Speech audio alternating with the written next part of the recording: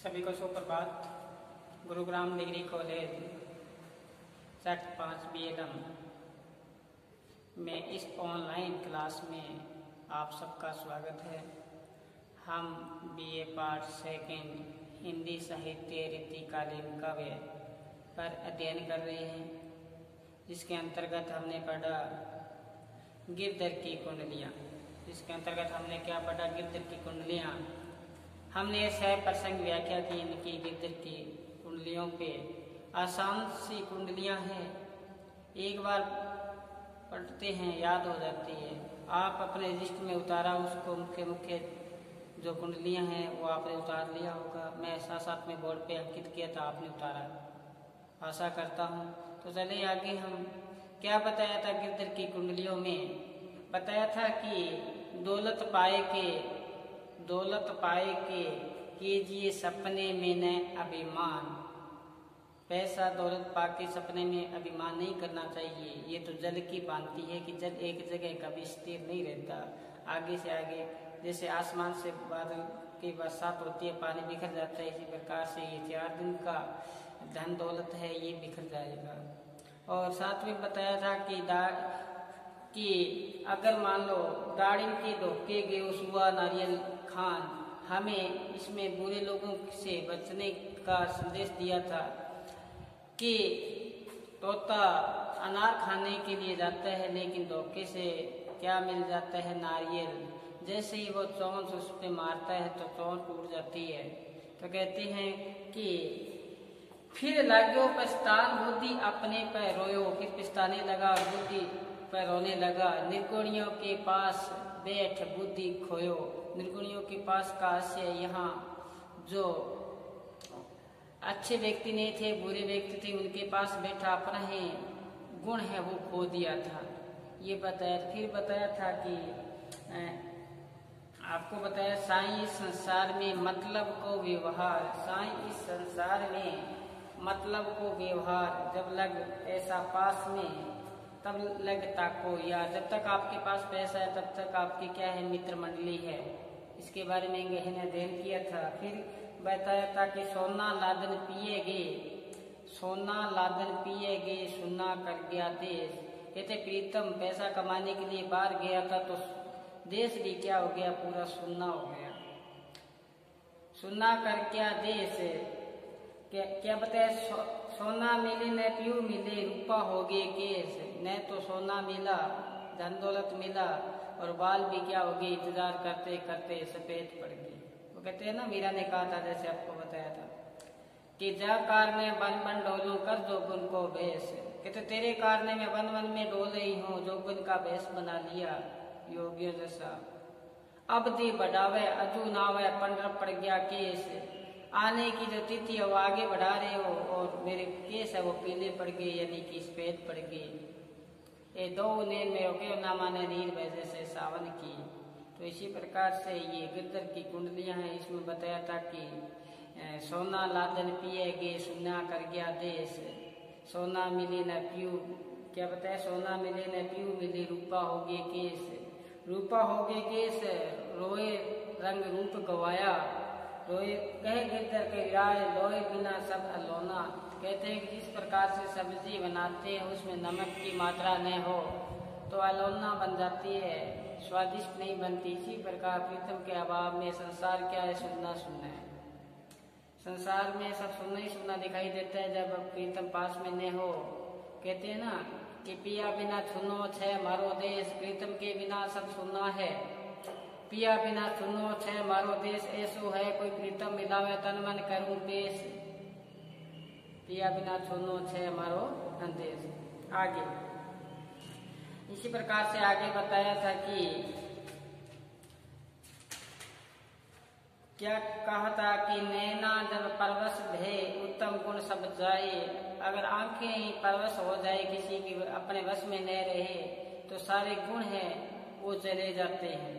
सारे गुण क्या हो जाते हैं? चले जाते हैं। जब किसी के प्रेम पास में ये नयन बंध जाते हैं तो तो बताया वो फिर चोरी करे, आंखें फिर कर घूम कर क्या करती है, चोरी करती है, फिर लपटाए, वो लपटती रहती है अपने स्नेही पात्र को।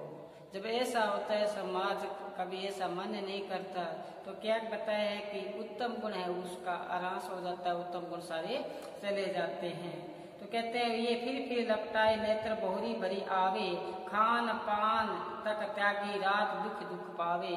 उस प्रेमी पात्र के लिए, उस नई पात्र के लिए आंखें बेचैन रहती है, कभी तृप्त नहीं होती, और क्या बताते हैं दुख रात दिन उसी का क्या सताता है, वियोग सताता है, तो दुखी रहना पड़ता है। लोग दई अलंकलंक, लोग उनको क्या कलंक लगाते हैं, ऐसे जो प्रेम करते। प्रेम के बारे में बताया कि आंखें जब परवश हो जाती है तो उत्तम गुण है वो सारे चले जाते हैं। आगे बताया था कि खल सज्जन दो जगत में, तिनकी यह रीत। संसार में दो प्रकार के व्यक्ति बताए, खल भी है सज्जन भी है। संसार में दो व्यक्ति बताए, दो प्रकार के बताए थे, एक तो दुष्ट व्यक्ति है, एक सज्जन व्यक्ति है। कैसे बताए थे? सुई का उदाहरण देके बताए थे। जिस प्रकार सुई का अगर पृष्ठ होता है, अगर आगे का नुकीला जो भाग होता है वो तो खल होता है, जो क्या करता है सदैव पीड़ा ही पहुंचाता है, और पीछे का भाग होता है सुई का, वो क्या करता है कि सुई आगे से जैसे छेद करती है तो उसको सील देती है। कौन? पीछे का जो पृष्ठ भाग है। इस प्रकार से संसार में भांति के वैसे तो, लेकिन यहाँ गिरधर जी कहते हैं दो प्रकार के लोग पाए जाते हैं सुई की भांति। एक तो पीड़ा ही पहुंचाने के लिए यहाँ संसार में आते हैं, दूसरा ऐसे सज्जन पुरुष होते हैं जो पीड़ा पहुंचाते हैं, उनको उनके प्रति सहानुभूति दर्शाते हैं। ऐसे भी व्यक्ति बताए थे गिरधर कविराय। फिर बताया था एक पंक्ति आई थी बहुत ही बहुमूल्य, गिरधर कविराय ने कही थी कि कहे गिरधर कविराय आत्मा अमल, आत्मा एक ही अमल। कहते आत्मा सभी की एक ही है, गिरधर जी कहते हैं वो ही अमल है। अमल का मतलब यहाँ आशय है अमल का कि वो पवित्र है, पाक है, उज्जवल है, सभी के हृदय के अंदर आत्मा है, वो पवित्र है। यहाँ आके हमने क्या कर दिया, उस पे धूल जमा दी। अगर वो धूल, कौन सी धूल जमा दी, वो दूसरे को पीड़ा पहुंचाने की, दूसरे को दुख तकलीफ देने की, ऐसी हमने क्या करती यहाँ पे आके प्रवृत्ति धारण कर ली है। तो आत्मा तो सदैव क्या थी, पवित्र थी, लेकिन हमने उस पे ऐसा आवरण डाल दिया, कौन सा धूल रूपी आवरण डाल दिया। जिस प्रकार से शीशा होता है, दर्पण होता है, उस पर अपने चेहरा देखते हैं तो पहले क्या करते हैं, उसको साफ करते हैं, तभी हम चेहरा देख पाते हैं। अगर उस पर धूल जमी है तो हम चेहरा नहीं देख पाएंगे। यही बात इसमें बताई है। तो ये तो बात हुई अपने गिरधर कविराय के। आज हम पद्माकर के बारे में चर्चा करेंगे। पद्माकर की रचनाएं, पद्माकर के जो पद है उनके बारे में सप्रसंग व्याख्या करेंगे।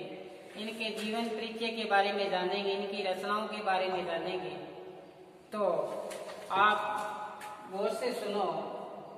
सेकेंड में ये पद्माकर है, इनकी भक्ति, श्रृंगार और वीर रस की कविताएं अपने पाठ्यक्रम में है। ये राजाओं के आश्रय में रहे, उनके रहते हुए उनकी प्रशंसा की। जितने भी रीतिकाल के कवि है ये राजाओं के राज दरबार में रहे और उनकी रह के वहाँ पे इनकी काव्य रचना प्रफुल्लित हुई। और उनका राज दरबारों में रहते हुए राजा का क्या किया, यशोगान किया। यशोगान करते हुए जब ये अंतिम पड़ाव में आते हैं, जीवन के अंतिम पड़ाव में आते हैं, तो इन्होंने भक्ति संबंधी रचनाएं भी लिखी पद्माकर जी ने। तो एक जगह इन्होंने एक भक्ति पद आता है, बहुत महत्वपूर्ण है, सुनना गौर से कि भोग में रोग, रोग में भोग, काया क्लेश कमायो, रोग में भोग काया क्लेश कमायो।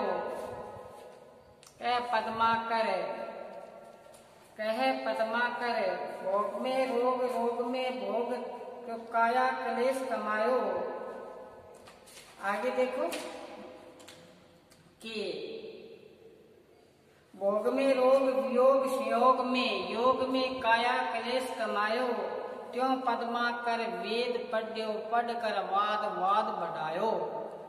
देखो बहुत महत्वपूर्ण पंक्ति है कि भोग में रोग, विषय विकार में पड़ा मैं, तो रोग से क्या हुआ, ग्रसित हुआ, और संयोग में वियोग कमायो। जैसे मैं मेरे पात्र जो ईश्वरीय रूपी जो पात्र उससे प्रेम किया, लेकिन संयोग में से मैं ऐसा लगा वियोग में रह रहा हूँ। आगे बताया कि वेद पुराण पढ़ो, मैं पढ़ लिया, इनको पढ़ने से कोई मेरा क्या नहीं हुआ, मेरा उद्धार नहीं हुआ, लेकिन क्या बताया, वाद विवाद बढ़ायो, पढ़कर वाद विवाद करने लग गया। ऐसा कहते हैं कि मेरे साथ हुआ। तो इनकी जो रचनाएं हैं उस पे हम चर्चा करेंगे। पहले इनके जीवन के परिचय के बारे में अपने लिखते हैं। तो पद्माकर जी का जो कवि है, ये श्रृंगार युगिक कवि है पद्माकर जी, और ये रीति परंपरा के अंतिम चरण के प्रसिद्ध कवि रहे हैं पद्माकर जी। और इनके जो पिता थे वो भी राजाओं के दरबार में रहे, और वहीं इनका जन्म होता है 1810 में। ये राजाओं के प्रताप सिंह जी के दरबार में रहे, राजा प्रताप सिंह के दरबार में भी रहे, और वहां पे रह के इन्होंने ग्रंथों की रचना की, अपने आश्रयदाताओं के उनका गुणगान किया। जिस प्रकार से बिहारी सवाई जय सिंह के दरबार में रहे, और ये प्रताप सिंह के दरबार में रहे। इनका जो जन्म है, जन्म 1810 ईस्वी में हुआ पद्माकर जी का। इनकी जो रचना है, इनकी रचनाओं पे देखें कि हिम्मत बहादुरी, देखिए हिम्मत बहादुर, पदावली, विरुद्धावली,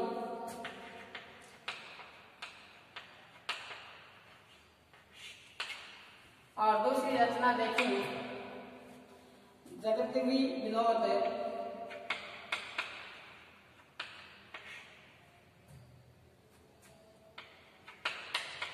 और तीसरी रचना देखें पद्मावहन,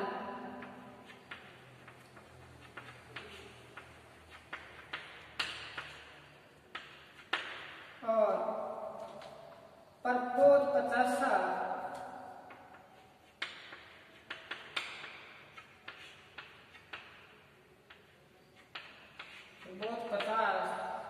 श्याम राम रसायन,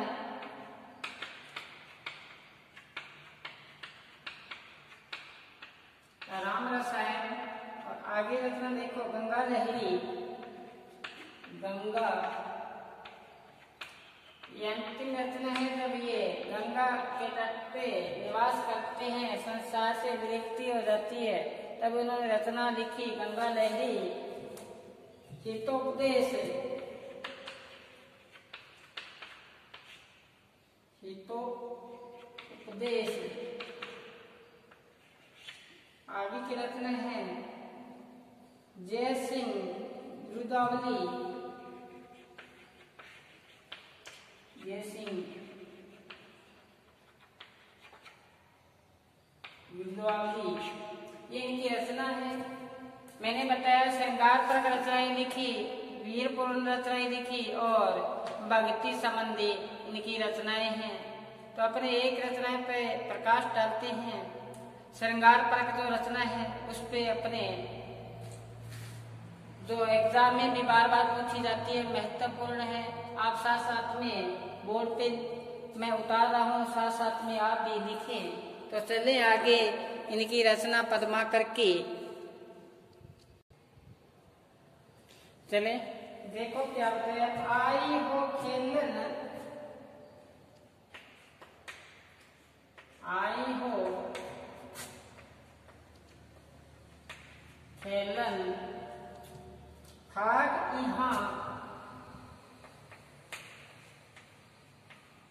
फाग यहाँ आयो खेलन फाग यहाँ वृष भानुपुरी ते वृष भानुपुरी ते सखी संग लीने ते सखी संग लीने। आगे देखो त्यों पद्माकर गावती पद्माकर गावती गीत रिजावती रिजावती हाव हाव बताई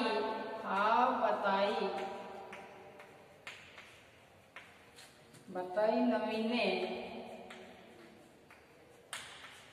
आगे देखो कंचन की पिचकी कर में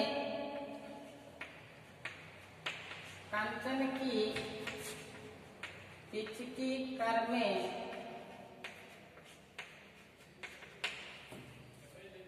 केसर रंग सो अंग भीने कर में लिए केसर के रंग सो केसरी के रंग सो अंग बीने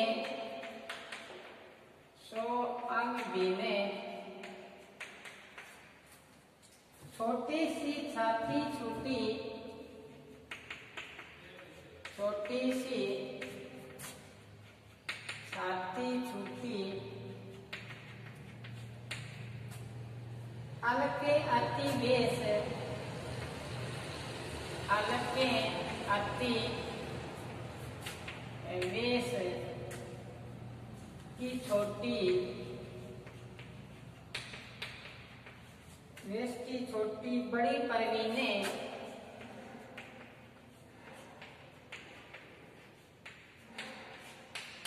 श्रृंगार पर की रचना है। देखो कौन से कि आए हो खेलन फाग यहाँ होली के अवसर की बात कर रहे हैं पद्माकर जी। यहाँ पे ये श्री कृष्ण और राधा का ये स्नेह है प्रेम है। यहाँ लगाव की बात कही है कि राधा ब्रज में आई है फाग खेलने होली खेलने, तो उनका जो रूप सौंदर्य है उनके बारे में बताया है। तो क्या बताया है कि आई हो खेलन फाग यहाँ होली खेलने आप यहाँ आई हो। कहाँ से आई हो? वृष भानुपुरी। वृष भानु का आशय कि राधा का पिता की नगरी वृष भानु के पिता का नाम है, उनकी पूरी का से यहाँ उनकी नगरी है। ते संग लीनी अपनी सखियों के साथ ब्रज में आई है वृष भानुपुरी नगरी से।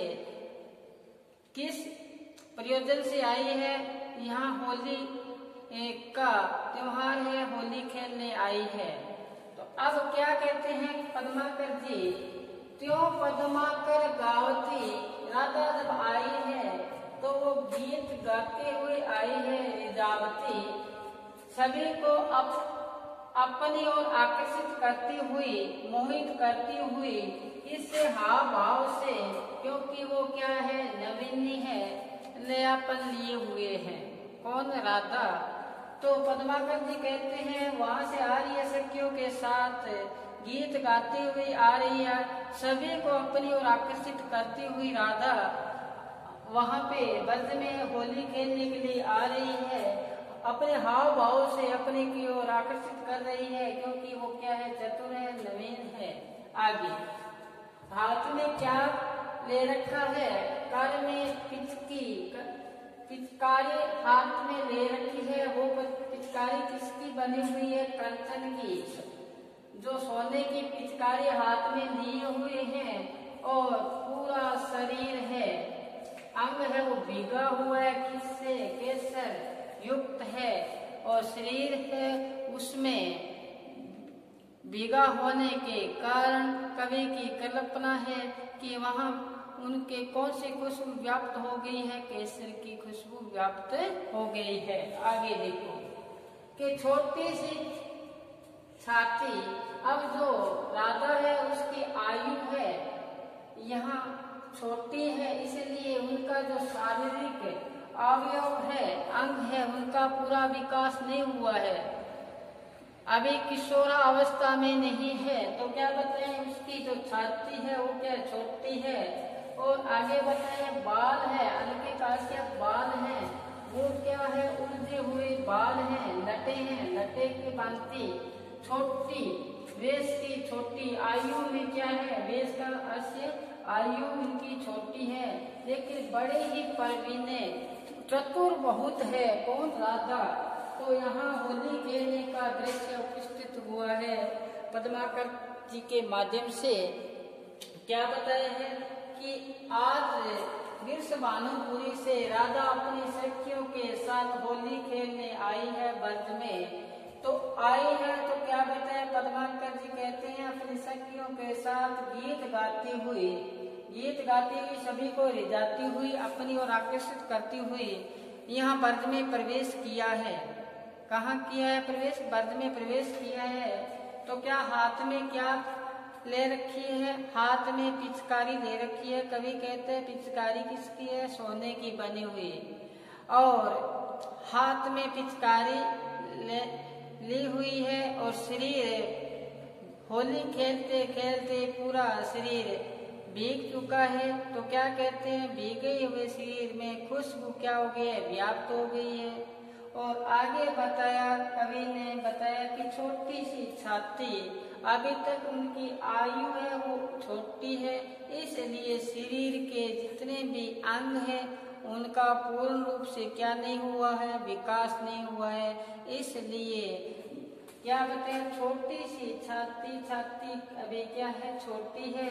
बाल है वो क्या है? लटे रूपे धारण कर रखी है। और बताया है कि वेश की छोटी आयु में अभी तक छोटी है, लेकिन सभी को अपनी ओर आकर्षित करने की चतुरता इनमें व्याप्त है। ये है श्रृंगार परक रचना पद्माकर जी की आज हमने शुरू की है। अब इनकी जितनी भी रचना है हम बड़ी ही गहराई के साथ सप्रसंग व्याख्या करेंगे।